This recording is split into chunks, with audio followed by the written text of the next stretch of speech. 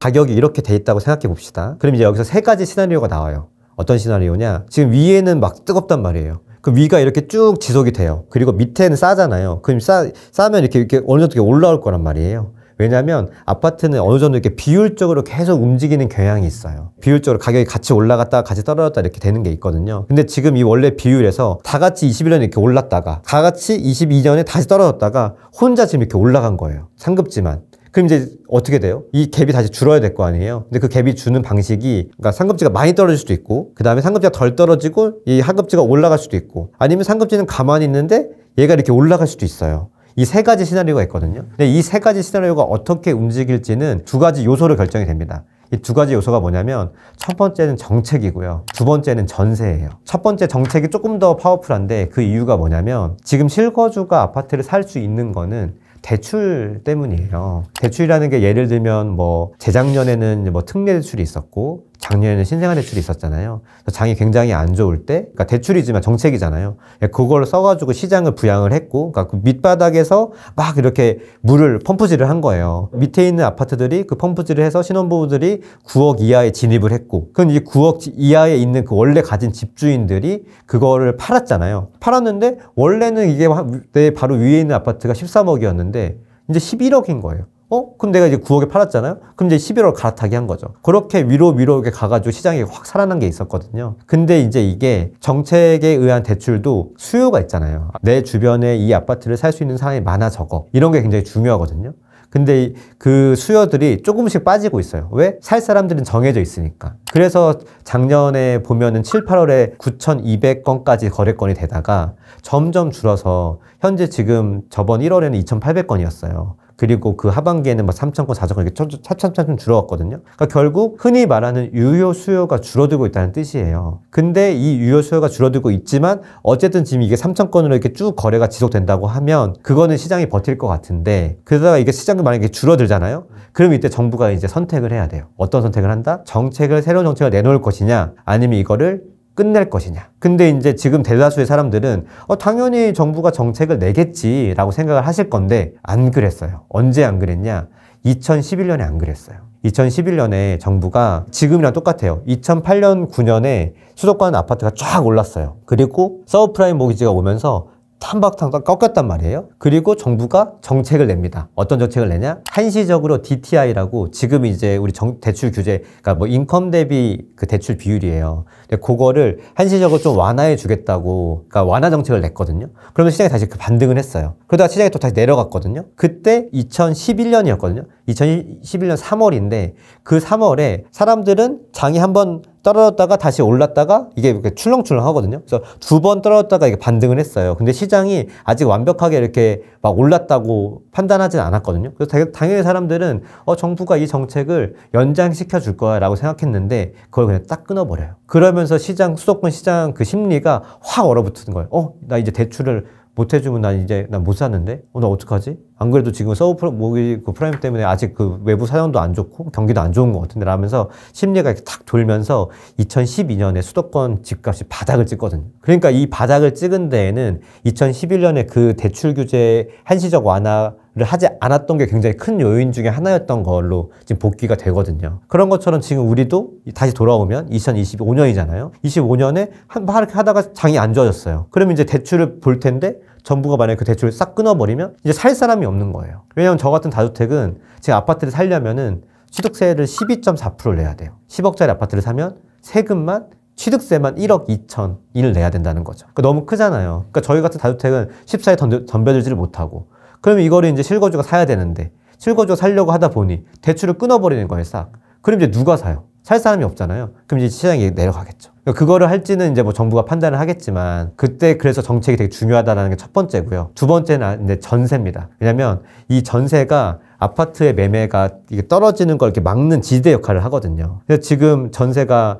그러니까 최근 2년 내에 꾸준히 올랐어요. 꾸준히 서울은 22년 말 23년 초에 매매랑 전세가 같이 대폭락하거든요. 대폭락했는데 전세가 그때 이제 그 이후로부터 쭉 꾸준히 이렇게 올라와가지고 지금 2년 내에 오르다가 작년 하반기에 대출 규제가 좀 강화되면서 전세 대출도 강화하다 보니까 전세 대출 말 안 해준다고 했었잖아요. 그러다 보니까 전세도 이제 그때 이후로 좀 많이 침체가 돼 있는 상태거든요. 그 상태에서 이제 뭐 라그란데나 그다음에 이제 성북구에 입주도 있고요. 뭐 관악구에도 입주가 있었어요. 그러면서 서울에 입주가 이어지면서 지금 조금 전세가 잠잠한 상황이거든요. 그래서 그런 게 이제 만약에 어떻게 회복이 되냐, 그리고 또 전세 대출을 또 어떻게 건드느냐, 또 보증보험도 있는데 그런 여러 가지 정책들이랑 대출이랑 그런 거에 맞물린 전세 방향이 전세가 올라오게 되면 매매도 거기에 대해서 더 떨어지지 않고 지지라고 올라갈 거고요. 전세가 만약에 지지분이하다 혹은 또 떨어진다라고 하면 매매가 더 하방 압력을 또 받을 수도 있겠죠. 그래서 앞으로 하락세가 어떻게 지속이 되냐는 거는 1번 정책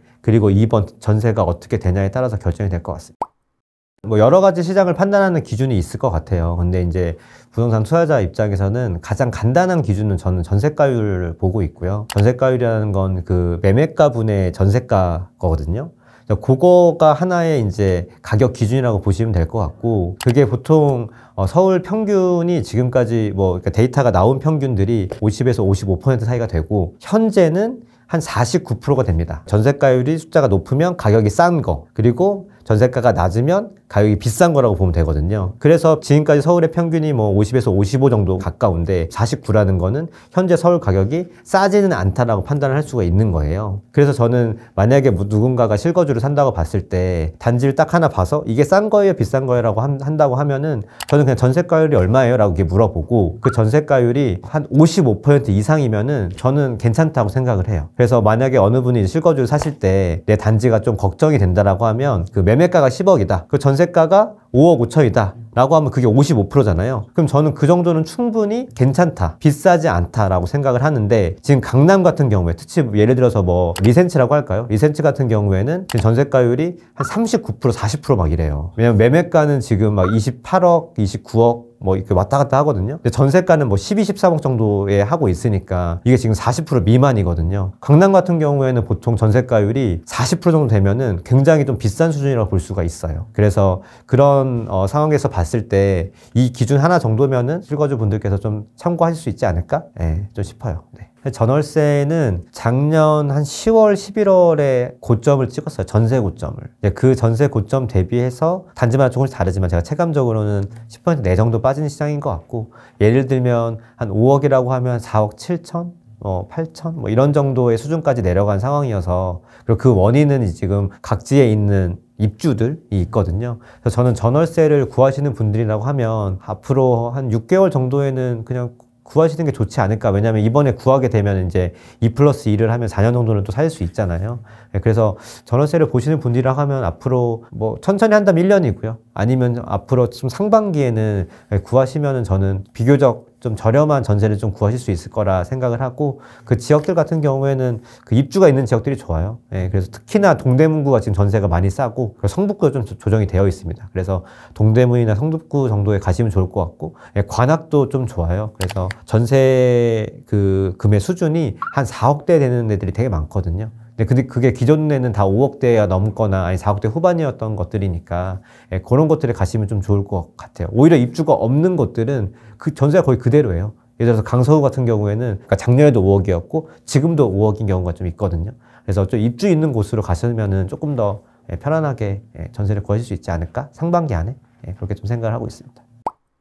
그러니까 이게 사실 시장에서 받아들이는 거랑 저는 사실 완전 투자자꾼이잖아요. 투자꾼이 보는 거랑은 좀 시장은 다른 것 같아요. 하락장이라고 걱정하시는 분들이 있는 반면 사실 상급지에서는 지금 계속 신고가 되고 있거든요. 그런 거 보면 이 똘똘한 한 채 사는 사람들은 계속 지금 돈이 몰리고 있고, 한쪽에서는 오히려 예를 들어서 뭐 제가 옛날에 살았던 도봉구 같은 경우에는 거기 1500세대 되는 아파트가 있거든요. 굉장히 대단지인데 작년 10월 이후에 거래가 한 건도 없어요. 그럴 정도로 어느 데는 신고가가 되면서 막 굉장히 뜨거운데 어디는 되게 차갑잖아요. 그러니까 내가 여기 어디에 있냐에 따라서 그걸 좀 느끼는 게 좀 많이 다를 것 같아요. 그래서 내가 만약에 강남에 있다고 하면 지금도 막 토어제가 해제가 되면서 굉장히 막 시장이 막 불타오를 것처럼 느껴지겠지만, 반대로 내가 사는 곳이 굉장히 조용하다고 하면 또 그것 또한 거기에 또 내 주변이 그러니까 그렇게 생각할 수 있는 거라고 저는 느껴지거든요. 저 같은 경우에는 두 개를 동시에 보고 있으니까 시장이 뭐 뜨거운 곳은 뜨겁고 차가운 곳은 차갑겠지만 결과론적으로는 그 주택이 갖고 있는 그 가치대로 아마 시장이 흘러갈 거예요. 그래서 저는 만약에 뭐 하락장을 겁내한다 하시는 분들에게는 본인이 살 수 있는 아파트가 지금 싼지 비싼지 전세가율을 보고 그걸 판단하면 될 것 같아요. 예를 들어서 뭐 중랑구의 대장 아파트가 사가정 센트럴 아이파크라는 데가 있거든요. 거기는 굉장히 대단지고 또 브랜드 아파트예요. 그리고 신축이고요, 당연히. 그런 곳에도 불구하고 그런 곳의 전세가율이 지금 60%에 육박하거든요. 그러니까 어느 곳은 신축인데 대장 아파트인데도 전세가율 60%가 육박하는 곳이 있는 반면 어디는 그냥 아파트인데도 막 1군 같은 데도 30%대가 있는 거예요. 그러니까 이런 것들을 바라보면서 내가 살 수 있는 아파트가 충분히 전세가율이 높고 내가 사용 가치가 있다고 하면 내가 들어가 살 거라고 한다면 저는 크게 비싸지 않다고 생각을 해요. 그리고 만약에 떨어지더라도 그 아파트에서 제가 수지를 아까 말씀드렸잖아요. 200만 원, 400만 원 버는 그 맞벌이 부부가 6억 대출을 받아도 충분히 살 수 있는 시장이잖아요. 그럼 이제 그런 사람들이 과연 내 주변에 많을까 적을까 생각해 보는 거예요. 내에서 뭐 박대리, 뭐 황과장이 내가 한 2, 3억이 있나? 2억이 있나? 이런 사람들은 좀 있는데 그럼 그런 사람들의 소득이 얼마지? 이런 사람들이 외벌이가 맞나? 맞벌이가 맞나? 요즘에 좀 맞벌이도 많잖아요. 그럼 그 맞벌이 하시는 분들이 많으면은 2억 갖고 있는 사람들이 대출 5, 6억을 낸다고 하면 아파트에 7억에서 10억 정도 되는 가격이 비싸지는 않을 수도 있겠다라는 생각을 할 수 있는 거죠. 그럼 그런 사람들의 숫자가 많은가 적은가를 보면 되는 거예요. 근데 그런 사람들이 내 주변에 많아? 그러면 그 아파트의 가격은 꽤나 탄탄하다고 볼 수 있죠. 왜? 수요가 있으니까. 물론 두렵겠지만 조금씩 논리적으로 생각하다 보면은 왜냐면 이게 어느 한쪽으로 막 올라갈 거라고 생각하시는 분들은 올라가는 것만 보고 또 떨어질 거라고 생각하시는 분은 또 비관론만 보잖아요. 근데 사실 그런 걸 다 떠나서 그냥 내 소득과 현재 나오는 대출 이런 걸 비교해 본다고 하면 그게 진짜 현실이거든요. 그래서 제가 볼 때는 그 정도 가격대에 있는 아파트들은 너무 두려워하지 않고 사셔도 괜찮지 않을까라는 생각을 좀 하고 있어요, 저는. 요즘에는 비싼 건 비싼 대로 잘 나가는 똘똘한 한 채의 시대랑 실거주의 시대라고 볼 수 있어요. 그러니까 키워드가 두 개죠. 똘똘한 한 채랑 실거주의 시대라고 좀 보시면 될 것 같고요. 똘똘한 한 채 같은 경우에는 저희가 최근에도 이제 토어제가 해제가 됐잖아요. 토어제라고 해서 토지거래 허가구역이라고 실거주만 살 수 있게 한 거거든요. 그래서 우리 비싼 동네들 있죠. 잠실, 삼성, 뭐 압구정, 목동, 대치 뭐 이런 데들이 이제 그동안에 실거주만 살 수 있게 투자로는 못하게 이게 서울시에서 막아놨는데 이제 그게 해제가 됐어요. 물론 일부가 해제됐습니다. 근데 거기가 해제가 되면서 안 그래도 똘똘한 한 채 때문에 더 막 그 강남에 불탔었는데 거기에 더 지금 부채질이 돼 있는 상황이고요. 그리고 이제 또 하나의 키워드가 이제 실거주인데 실거주분들이 요즘에 좀 집을 많이 사는 경향이 있어요. 그게 왜 그러냐면 아파트 시장이 지금 저는 이게 아파트 시장이 이렇게 만들거든요. 네모나타고 이렇게 하면은 이 평균 정도 되는 시장부터 평균 위는 좀 비싸고요. 밑은 싸거든요. 이 위는 좀 똘똘한 한 채의 영역이고 이 밑에는 좀 실거주의 영역이에요. 근데 이 밑에 실거주의 영역 같은 경우에는 대출이 상당히 잘 나오고 아파트 가격이 상당히 쌉니다. 뭐 예를 들어보면은 그런 곳의 아파트가 보통 한 7억에서 10억 정도 하거든요. 근데 그게 굉장히 큰 금액이잖아요. 근데 사실 그게 굉장히 큰 금액이라고 볼 수 있지만 막상 우리 주변에서 사는 사람들이 있다는 거예요. 왜냐면 그게 대출이 꽤 많이 나와요. 지금 대출이 내가 한 2억 정도 갖고 있잖아요. 그러면 한 6억 정도 대출을 끌 수가 있어요. 근데 6억 대출하면 되게 비싼 것처럼 느껴지잖아요. 6억 대출을 하게 되면 주담대를 하게 되면 한 달에 원리금이 한 250 정도 나와요. 250이면은 내가 만약에 맞벌이라고 쳐요. 한 명은 400을 벌고 한 명은 300을 버는 맞벌이에요. 그럼 700만 원이 나오잖아요. 그럼 700에서 250 정도 원리금을 하고 나머지 450으로 생활을 하게 되면은 내가 돈을 2억 가지고도 8억짜리 집을 살 수 있는 거예요. 근데 8억짜리 집이 어느 정도냐? 보통 한 서울에 뭐 서대문, 동대문, 뭐 성북구 이런 데도 8억짜리 집이 많고 경기도에 이제 살기 좋은 곳들 있죠. 수지나 평촌 이런 것들이 대부분 8억대이기 때문에 우리가 생각하기에 이제 굉장히 하락장을 생각하시는 분도 많은데 꽤 자주 사람들이 매수를 한다고 보면 될 것 같고 만약에 내가 2억 갖고 있는 게 아니라 4억 갖고 있는 사람이다라고 하면 6억을 할 수 있는 거잖아요. 그렇게 되면 10억까지도 아파트가 충분히 가능한 상황이라서 그렇게 정리를 좀 할 수 있을 것 같아요. 똘똘한 한 채를 몰리는 거 하나, 그리고 실거주가 내가 내 집을 대출 좀 끌어들여가지고 그 실거주로 사는 이 두 가지로 좀 정리할 수 있을 것 같아요.